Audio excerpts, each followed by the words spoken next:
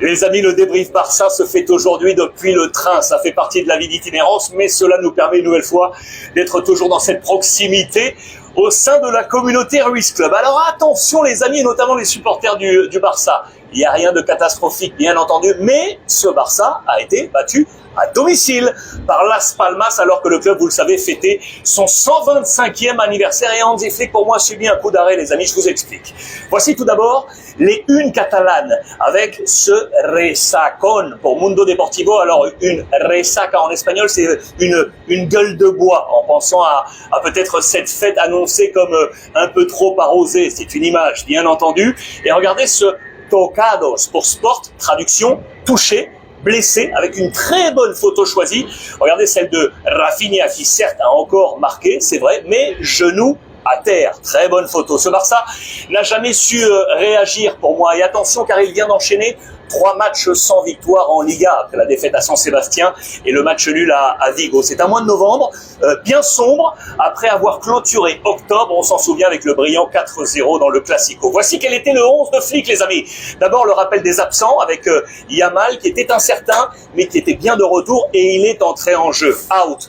Casado, suspendu, et les blessés, Araujo, Bernal, Christensen, Fati et Ter Stegen. Le 11, donc, avec Pablo Torre, qui a ainsi trouvé une place de titulaire, le petit. Mais pour moi, hormis Rafinha, ce Barça n'a pas tourné. Regardez la position moyenne de ce 11 de départ. Je vous ai mis en rouge les joueurs qui vont sortir au cours de cette rencontre. Et du coup, regardez en bleu les choix de Flick, qui auront été des choix offensifs, avec donc Lamine Yamal.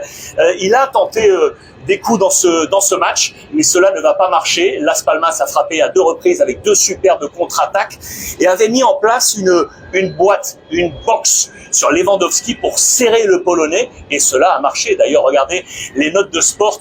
Le buteur du Barça prend la plus mauvaise avec un 4 sur 10, mais il n'est pas le seul. Inigo Martinez en défense centrale, tout comme Jules Koundé, le Français, avec également ce 4 sur 10. Alors attention, car pour moi, ce Barça, les amis, ne montre plus, vous savez, ces mêmes signes d'allégresse sur le terrain. Cette joie qui donnait de si belles couleurs à son jeu. Il faut faire attention. Le Barça a perdu 4 fois cette saison, toutes compétitions confondues, à Monaco, à Osasuna, à la Real Sociedad, et donc face à Las Palmas.